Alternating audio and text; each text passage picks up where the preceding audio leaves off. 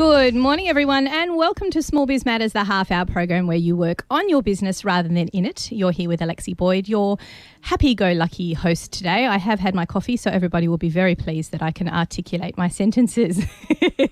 Very excited to have a special guest here today as well. We have Kelly from Yummy in My Tummy. Did I get that right? Yummy in their tummy. In their tummy. Yes. That's actually a very important point, Yummy in their tummy. We're going to come to a little bit about what your business is about in a moment, but thanks for coming on the show. Now, I'm always excited about having guests, as we all know. It's great to hear about local businesses and business success stories as well, which is super exciting.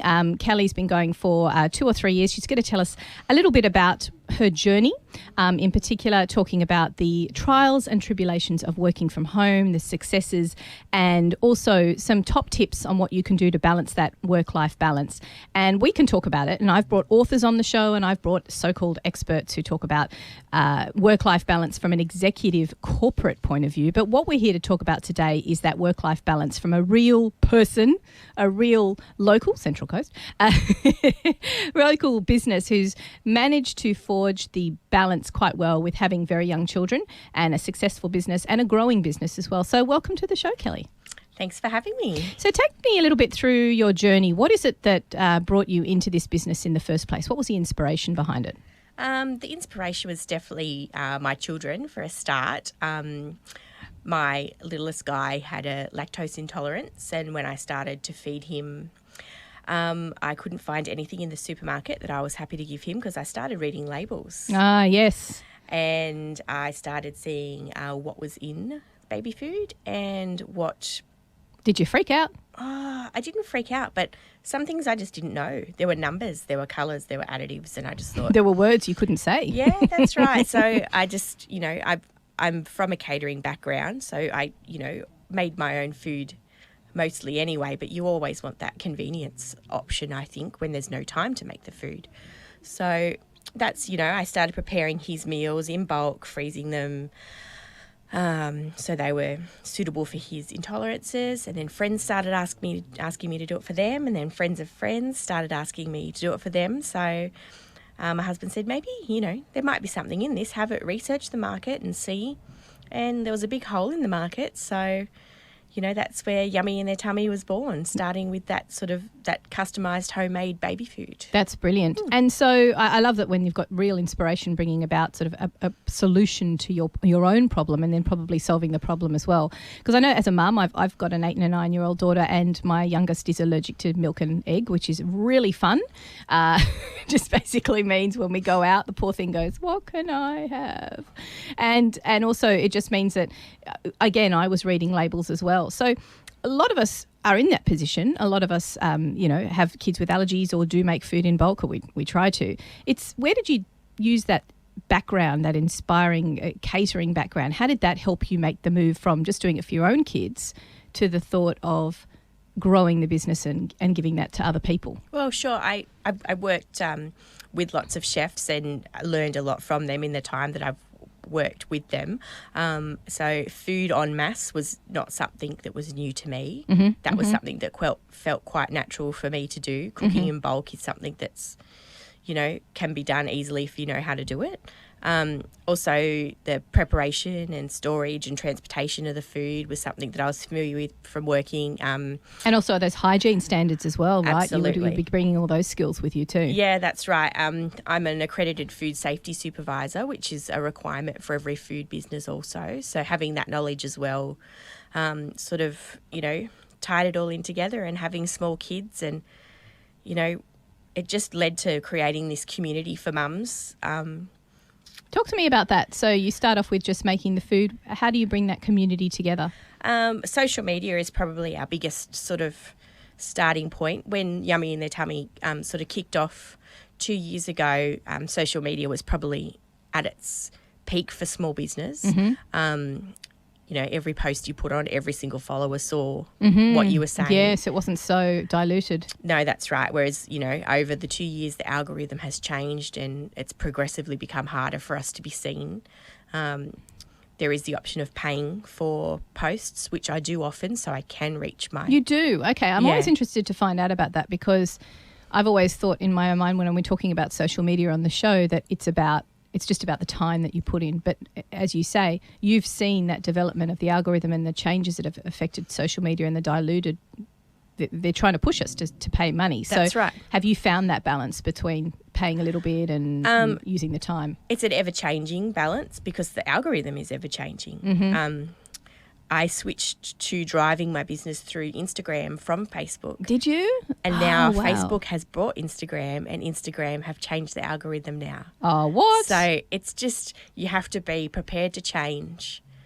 It is disappointment, but at the end of the day, it's a free platform for small business. Yep. So you can't be too disappointed. I am grateful for that platform. Without it, I didn't have a marketing budget to launch. You'd be printing flyers and you'd be paying people to put flyers in letterboxes, and you'd never know whether or not you were really getting the attainment from that. Yeah, that's right. So, I think in today's sort of marketing climate, that's probably the best way to go for small business, even though it can be a bit tricky. But that's how we founded Yummy in Their Tummy. Now, we were talking a couple of weeks ago with Andy Farrell, who's a bit of a social media and online digital expert. We were talking about the history of changes in social media, and it's interesting that you've said even in just that short period of 2 years how much things have changed. So you have to be ready to change the way you work. How do you know when things have changed? Like, what's your trigger to make a change with the way that you use the social media platform? I think, definitely you can see it in your sales, and you can see it in your engagement on social media.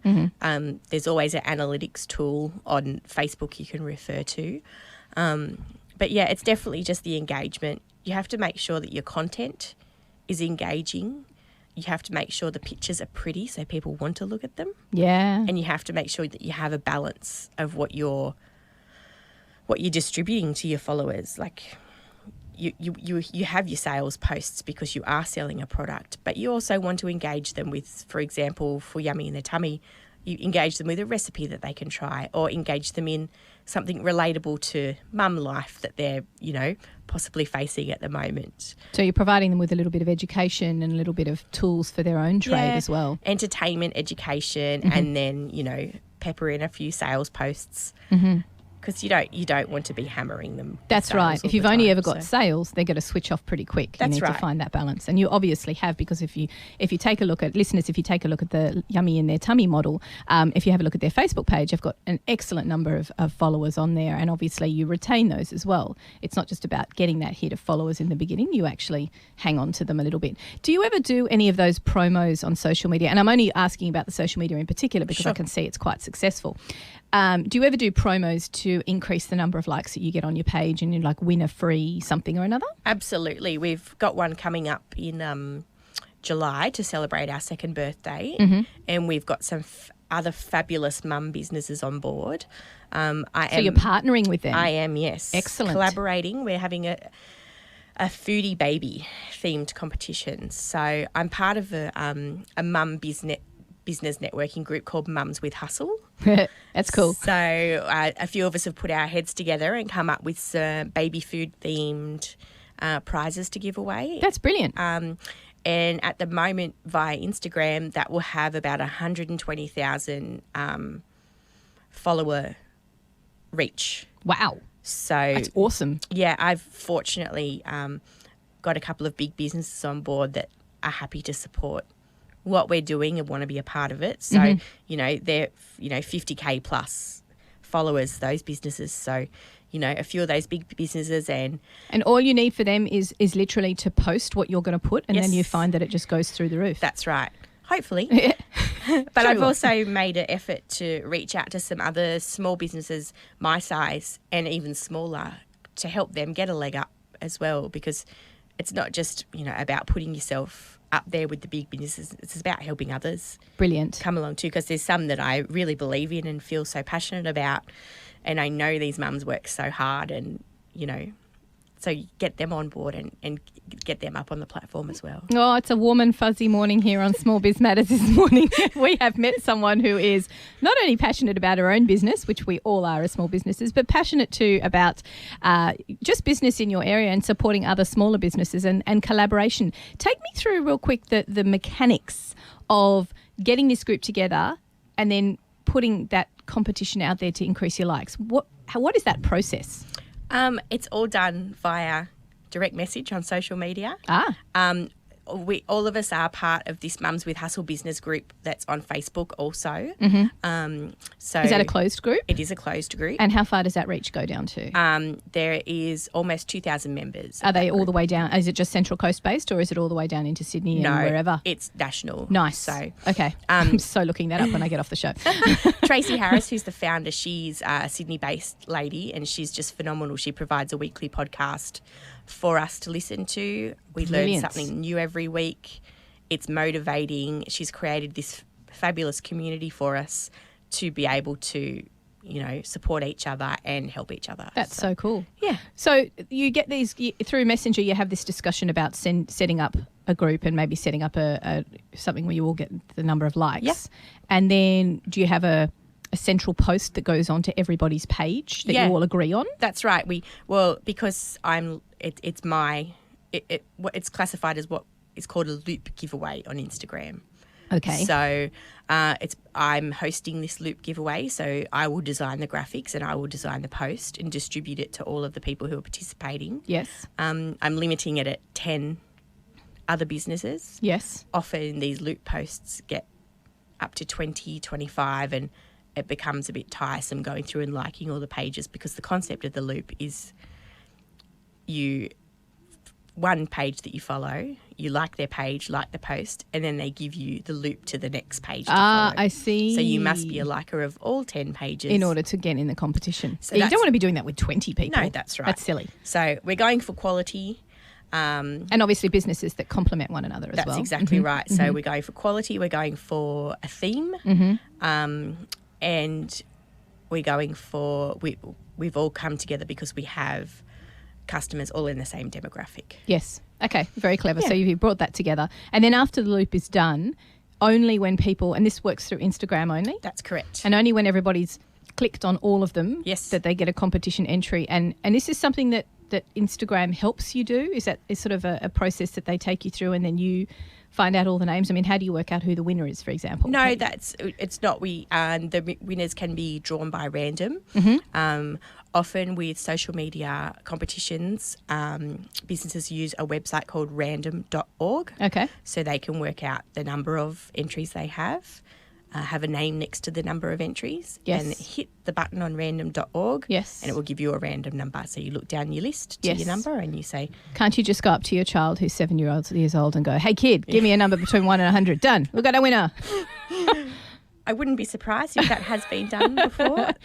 I've had, in the beginning, when we had smaller competitions, when Yummy in the Tummy was its own little baby, I've had my kids pull numbers out of a hat. Pull names out of a hat. Love it. Yep. Yes, that's good. Very fair. But on this scale, it's something that you want to make sure is done properly. Yeah. And you want to, I'm sure there's regulations and stuff that you have to adhere to. Absolutely. So, okay, cool. And so do you find that everyone in that group gets that benefit of the likes because you're hosting it? You get the ultimate benefit because you get the name recognition with having run the competition and providing the prize kind of thing? Marginally.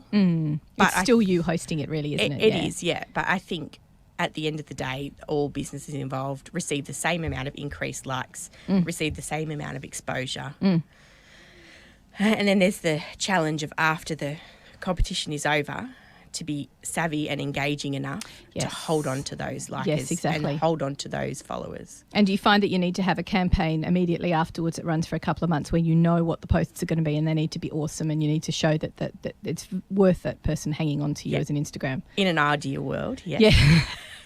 With that person who works for you as your social media manager, they do it for me all the time. Yes, I put on my social media hat and then that's what I will be focusing on for that half an hour while the child is sleeping. So, Excellent. So that's really awesome, actually. It's really interesting to have a listen to your strategy from a one-man band perspective. It's very interesting. I haven't heard of anybody doing the engaging with Instagram and doing a competition through Instagram. But I guess if you've got a business that is quite visual, such as food, and you're producing products and you've got things that are enticing to photograph, then it's very easy to engage with something with Instagram. I have to be honest, I haven't done the Instagram thing. I run, as my listeners would know, a bookkeeping and an admin business. And there's only so many pictures you can put of calculators where people get interested with them. So I'm not sure if Instagram is my thing, but I will definitely explore it after this wonderful story that you've told us about increasing the likes on both your Instagram followers and engaging with those people. We're going to go to a quick break now on Small Biz Matters. You're listening to Triple H 100.1 FM. We will be back after the break with more from Kelly from Yummy in Their Tummy. So, thanks for joining us in the show today, Kelly. We've been talking about your wonderful business, Yummy in Their Tummy, which is based up at the Central Coast, but you service families and groups all over Sydney and all over the Central Coast. That's correct. And what sort of products, apart from at the beginning of the show, you were mentioning the baby food, and that's how it's all started with the bulk and producing stuff which is ultra, ultra healthy and safe and hygienic and not full of additives and words that we can't even say when we read out the labels.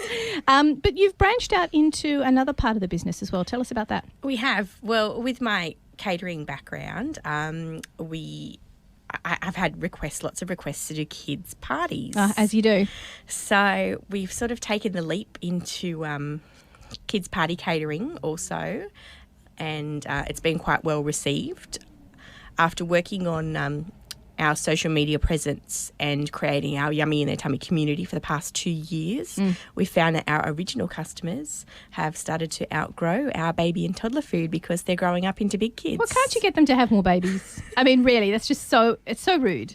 They go and they love you and then they leave you because their kids all grow up. And yes, but of course you would rely quite heavily on referrals, wouldn't you, for those? That's correct, yeah. So instead of them loving us and leaving us, we're trying to get them to love us and keep us and have us bring our yummy food to their birthday parties. And that's fantastic. So tell me a little bit about some of the range of products that you provide. Well, what we aim for with a birthday party is to have a balance on the table. So to have your traditional party food, we've got jelly cups and we've got fairy bread, because who doesn't love jelly cups? No, you can't have a party without fairy bread. That's right. And then we've got some healthy sandwiches and some fruit kebabs. And we also offer sushi and mini steak pies and parent platters as well. Right. So this is really great because I think that a lot of mums out there would just, kind of hit the Aldi and just go and buy in bulk and buy as much stuff as they can. I mean, it's not going to be fabulous. It's not going to be fantastic and home cooked and homegrown and all those wonderful foods. And I think there's a certain trust element, is there, with using small businesses in this sort of way? Oh, absolutely. And that's something that you have to work on as a small business, is to earn the trust of your customers. Your children are your most precious asset. And you only want the best for them. So you have to be the best for the families that use you. So that's exactly right. Yeah. It's pretty much something that we all do as small businesses as well. We try and cater to that desire to use someone who's local, but also have that honesty and that trust that you're building on as well. That's right. So tell me about the partnership with the Big Yellow Bus. Well, we've teamed up with the Big Yellow Bus to provide a premium party package. The girls at the Big Yellow Bus run a fantastic party package where they entertain the kids. Yep. They get them active, they get them physical, they have them playing games, and we also provide the party food. That's a great example of really using two businesses that complement each other just so beautifully, and using that network, as you described earlier, your network of people that you know in that world. That's and right. that are all catering to the same clientele and Yes. and that same facing. What am I trying to say? Client base, really. You're all That's trying right. to get into that same space. So that's great. We also have another mum on board with that package. She has a business called Cakes by Kyla. And obviously she does the cakes. Brilliant. She is phenomenal. Fantastic. Cakes are not my strong point.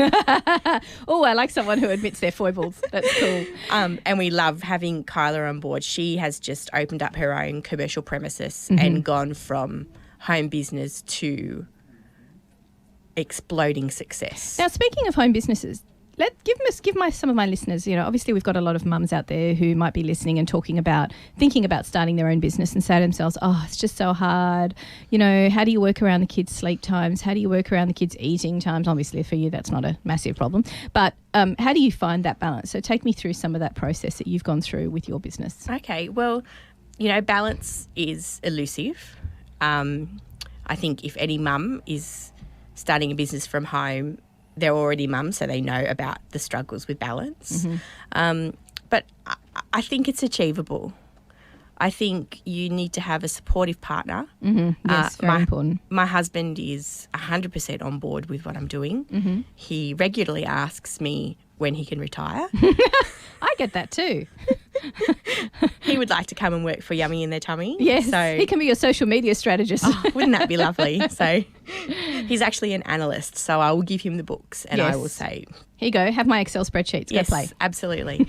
And I think it's about, you have to just, have your priorities set, because at the end of the day, I'm mum first, and then I am business owner. What about space? What do you do? I mean, obviously with catering, it's going to take up a lot of space in your home. Did you designate a room or a garage or something like that, or the kitchen? I fortunately have a very functional large kitchen. Great. Did you do it? Did you have to do any modifications? No modifications.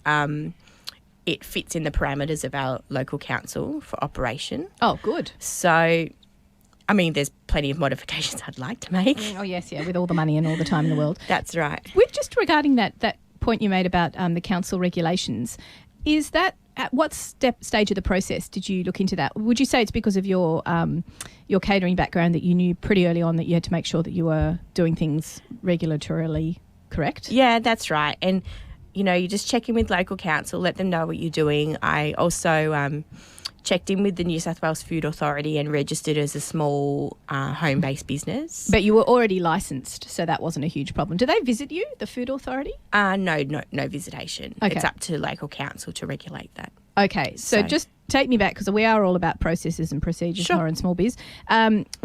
What part of the council do you ask for? It's obviously not parks and dogs. Who do you ask for? Who do you ask to speak to? The planning department. Oh, okay. So it does go through planning. Okay. Yeah, it does, yeah. So, and your conversation goes, I am thinking of starting up a business. This is my address. yes. Is that okay? Or Yes. are there forms to fill out? I just had them, I made sure it was all in writing, and I had them reply in writing. So I have that on my files. Thank you. Yes, that's great. Everything in writing. Yes, especially when speaking to council. Yes. Good idea. That's Yes. fantastic. So I always have a copy of my public liability insurance, my product insurance. Business name registration. That's right. all those My bits and food safety pieces. supervisor Certification. accreditation. Yeah. Everything is Yeah. always at hand, can be shown. Excellent. And just out of curiosity, just on that point, do you also have them all up on your website as well for people to view? No, I don't. Oh, okay. No. I was just curious Yeah, whether or sure. not that was. Is it something that clients ask for, or is it that trust is already there? Yeah, that's right. Yeah, from word of mouth and things. So take me through the typical day. Do you get up at stupid o'clock, or do you get the kids organised first and then move on to the business? What sort of order of things does it work in? I do get up at stupid o'clock because my children get up at stupid o'clock. How inconvenient. Yeah, so that's always fun. But the kids are so good in the morning because I'm a stickler for routine. Yes. I think my kids... Do you think that's something you need to be if you want to run a business from home with small children? Absolutely. Absolutely. You have to be organised. Yes. And you have to stick to a schedule. Yes. But But you have to be flexible. yes, I was going to say, child starts teething, then what? And refuses to go to sleep during the day. Do you find that really throws a spanner in the works in terms of what you wanted to achieve that day, and how do you get around that? It does throw a spanner in the works. However, that is why I work for myself. Yes. Because I can be mum at the drop of a hat. Mm-hmm. I don't have to ring a boss and say, oh, I'm sorry, I can't come in, and feel bad about it. That's right. Yeah, there is that advantage. Because- but then at the end of the day, do you find that those hours that you lost in the middle of the day have to be made up for at the end of the day? They do. Yeah. And talking about your social media strategy, only because it is obviously a cornerstone for your advertising policy. When do you do that? When do you find the time to do that? Is it throughout the day? Do you kind of grab the phone and respond to things straight away, or do you set aside a time at the end of the night to put in those posts or take those photos or whatever it is that you're doing? It's, as much as I'd like to say it's all organised and planned, it's not. It's on the fly. I take a lot of photos of my cooking. Yes.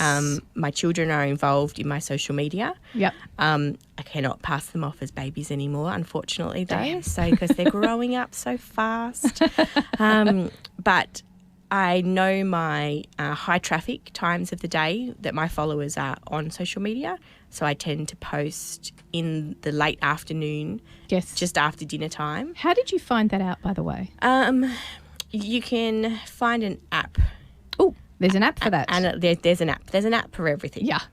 Except for bringing those children up. Damn it, when are they going to get that organised? Kids 101 needs an app for that, I think. Do you mind just telling us what that app is? I can't remember off the top of my head exactly which app there is. There's a truckload of them that you can use. And it basically plugs into your social media and tells you when the traffic time's up? That's correct. Yeah. For Facebook, you wouldn't need an app. You can look at your analytics and that's find the that reach little orange bar, isn't it? The reach bar for each thing? No, if you deep further into the analytics, it Yes. will tell you days and times Okay, of your peak audience. got it. But you can tell without an app because you can tell by your engagement. You can tell by how many people are liking, commenting, And responding. Yeah. Yeah. And so when you were doing that at first, you mentioned before that you started by buying a whole bunch of followers. Did you do that thing where you buy followers at the beginning? No, definitely not. Oh, it's quite organic then. Yes, absolutely. I think if you buy followers, that's a bit of a trap because they're not going to be genuine. And they're not going to stick around by the sounds of it. No, and I don't believe it's the amount of followers that you have on your social media. It's not the number, it's your engagement. Okay. So if you're looking at an account that has 50,000 followers and you think, oh, they're so lucky, and Yeah, but if nobody's commenting or nobody's commenting, even liking, seeing it, big deal. yeah, Yeah. it means that they're not genuine followers. Yeah. And genuine followers turn into customers. So that's what you want. You want quality, not quantity. That's a good point. Yes. So you've talked about your product production, that obviously you work in around the times of when the kids are they at preschool? Yes, Max is at preschool and Lucy is in primary school. Fantastic. Yes. So those are the times you're obviously doing your intensive batch cooking or whatever it is. That's right. And then you've got your social media, which sort of spreads out throughout the day. What about your admin and bookkeeping? Oh, look, it's a creative person looking back at me going, what? What's that? Oh, no, you'll be surprised. Oh, hats off. Well done. Golf clap. Yep, I like it. I like a good spreadsheet. Nice. Yep. I like a good piece of software that can keep me organised. Fortunately, my husband, like I said, he is an analyst. So Does he do it for you? I have just in the past week handed it over to him. Good boy. So that may or may not have something to do with my control issues, having it taken that long to... Isn't it funny when we talk to mums about that sort of thing, isn't it? Especially when it comes to your third baby in your instance, which is your business. Yes. Any element that it's hard to disassociate yourself, isn't it? Absolutely. It's hard to hand it over to someone. But you can do it with an app. You can do it with your social media stuff, so maybe it's okay to hand over those books to someone else. Exactly. And look, I don't doubt that it's in better hands with him. So, you know, he can look at the business and he can suggest improvements. And well, that is one of the things we talk about on Small Biz Matters here all the time is looking at what your strengths are and sticking with what it is that you know. And if you really suck at something, like me, I can't create myself out of a paper bag. Like, right. I'm so bad creatively. Logo, it's appalling.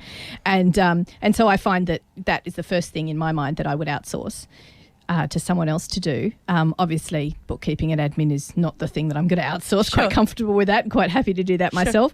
But it's about picking and choosing which things do and don't work for you. Just talking about, because we've talked about the digital marketing, a little bit about, obviously you don't do a lot of print marketing, do you? I do have a little bit of print marketing. I do some appearances at baby and kids markets. Yes. Which is a good place. I do take stock for sale, but it's just a good place to be recognised. Hand people a brochure, tell them about what we do. Because you really want people to recognise you on social media, recognise your car signage, recognise you at a market. You want that impact all over the place. to be able to build a reputable brand. And do you think that's just something that works well because you're in that space around families, or that a lot of businesses should consider that face-to-face strategy as well? I think it would benefit a lot of business, maybe not all business, but a lot. I think for me it benefits me because people can meet me and know that I'm the one that's making the food. And you're real. You're a real person. Absolutely. Because they want to trust you and they want to have faith in you. It's funny you should say that, because I remember seeing the media release in the first place about the coupling with the big yellow bus. But when I saw your name, I immediately thought that you were actually. It made you bigger. It made you seem quite big because of the name was an excellent name. You know, it's a really great strategy in that way. But at the same time, I may have, if I was being a potential customer, pulled back from that thinking, oh, she's just a bigger company. And so you need to have that local voice, and you need to be seen as a local member of a community as well. Absolutely. Yeah, just to be real. Yeah. Because you've come up with such a good name, it just could seem like you're bigger than what you are. Danger. We do our best to appear polished and professional. Oh, I'm sure the food is absolutely amazing. But it's an interesting struggle. So we've talked about the admin hat, your production hat. That's obviously up and running, and that's fine. And the media and the marketing side of things, and the social media. And I always find it quite fascinating with what percentage of advertising just goes on online. So with your website, do you constantly update it with blogs and things like that? No, but that is something that I know is very valuable and something that I will need to change. And do you draw people do you make that connection between the social media and the website? Yes. How do you do that successfully? What's the most successful post that you've got that draws people back to your website? I don't think there's probably one in particular, but there's always strategies you can use with social media. You always make sure that you're, in Instagram, for example, that your website is in your bio, because there are no clickable links in Instagram. Oh.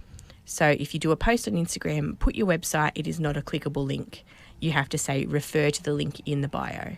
I see. So they go back to your bio, and that is a clickable link. And do people actually do that? Absolutely. Oh, okay. Because it's sort of they've been bred and taught into doing that.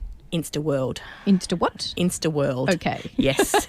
I'm not in this world, people. I'm still embedded and entrenched in Facebook. I haven't taken a step out of that yet, and a bit of LinkedIn as well. But Instagram's not quite foreign to me. But we're talking to Kelly here from Yummy in Their Tummy, which is all about. And the way that she uses social media, as well as, you know, the time management that you have. Where do you envisage this going as the kids get older from the whole work-life balance? I think I have a plan. I think because it's important if you want to have a successful small business to have a plan. How long is your plan? My plan is 5 years at the moment. Nice. I think with the ever-changing lifestyle of a parent, you can't get too hung up on planning too many years in advance. For me personally, that's the case anyway. So I have a plan that, you know, once Max is in primary school also, then I have a lot more time to dedicate to Yummy in Their Tummy. I'd like to have a commercial premises eventually. Yes. Where I can... produce bigger quantities, I suppose. That's right. Yeah. And also have a place for mums to go. There's nothing. Oh, I like that idea. Nothing worse than going into a cafe with your bub who's a bit unsettled, or people looking at you sideways thinking, and all you want to do is sit down and chat to your friend. So what you're saying here is you must bring a child with you in order to eat at your cafe. Oh, and if you don't bring a child with you, you must be happy to listen to one. Yeah. Oh, I like that idea. Yeah, That's so great. just a nice space, not just mums, too, parents. So, you know, there's plenty of dads looking after their kids as well. Yes, sorry, that sounded very sexist, didn't it? No, I mean, I have to catch myself saying that too because, you know, in first instance, I'm a mum. Yes. I have dad customers, not just mum customers. Yes. So just a friendly place for parents to sort of relax and feel like they can still hit that cafe scene a little bit, but, you know, within their limitations, have a little soft play area for the kids. And that's brilliant. Yeah. So look, we're going to go to a quick break and just listen to a word from our sponsors. We'll be back with Small Biz Matters just in about 3 or 4 minutes, and we'll see you back after this break. You're listening to Triple H 100.1 FM. And welcome back to Small Biz Matters, the half-hour program where you work on your business rather than in it. You are listening to Triple H 100.1 FM. And we have a fabulous guest in our studio today, Kelly from Yummy in Their Tummy. You can check out her website on yummyintheirtummy.com.au and also like her page on Facebook, because by the sounds of it, it's got lots of really great recipes and tips and that sort of thing. And of course, if you'd like to listen to the podcast, if you've missed any of today's show, it will be available in the next day or two on smallbizmatters.com.au, where you can check out all of our blogs and podcasts from the last 2 years. Thank you to my wonderful listeners for keeping us going for so long. So, Kelly, let's just wrap up the show with today. We were talking a little bit about your strategies when it comes to social media, which is a big part of marketing for the business, working in and around your kids' schedules or lack thereof on those days. Just take us through what's probably the one thing you would recommend, or some top tips for parents who are thinking about setting up their home-based business. I would say maybe choose something that you're passionate about, because that's what's going to drive you to keep going when it does get difficult, when it gets, juggling and hard to manage, and we all have those days. Yes. Make it something that's, your passion project, and because you find your customers respond to that well too. Yes, yeah. and that gives you that face as well. That's you right. become the person and the expert in your field, and they make a connection with the real person. Yeah, and I would also say have a plan, but be flexible. How long would the first plan be? Because you mentioned a 5-year plan for when your business grows, and now that you've hit the ground running, you've got some strategies around longevity. But how long should that first plan be? 5 years?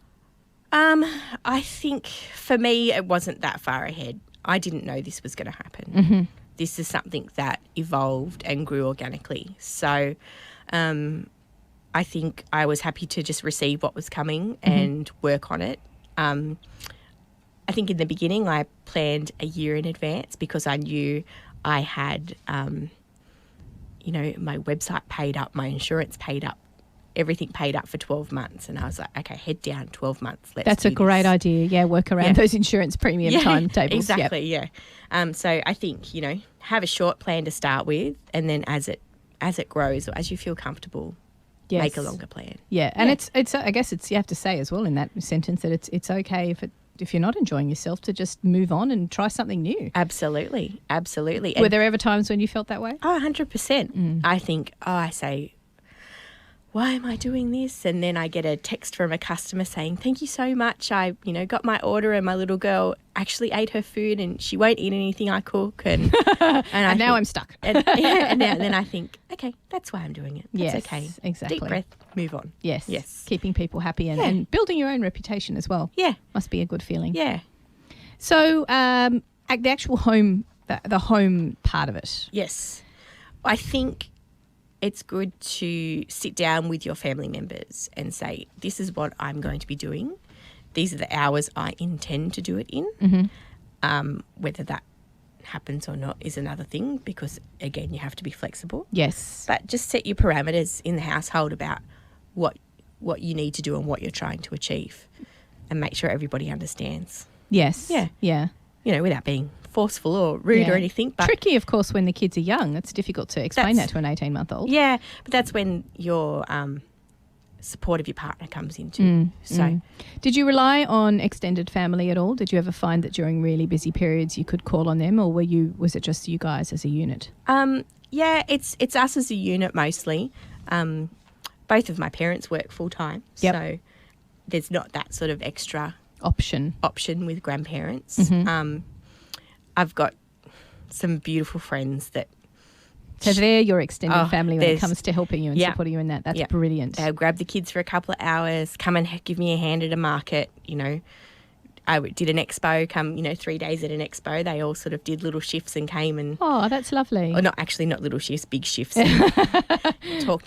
Go and give them a shout out. Who are they? Yeah, Claire and Prue. Thank you very much. Well done, girls. So you're just as much of a partner in this business as Daddy-O is. Yeah, that's right. Important. And not expecting anything in return. So, the value of that for small business is... Yeah. And I think we can all relate to that as small businesses. There's always been a time when you backs up against the wall and you need that help and people are there. But it's surprising, isn't it? People will help you if you ask. Absolutely. That's lovely. Yeah.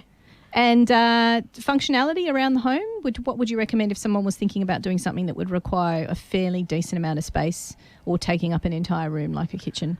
I think having the parameters around when you're going to be working. So it's about the time, more about the space. That's right. In your opinion, yeah. I have to say to the kids, if they run into the kitchen when I'm working, because I can close off my entire kitchen. Yes. I say, Mummy's working. Yes. Go and see Daddy.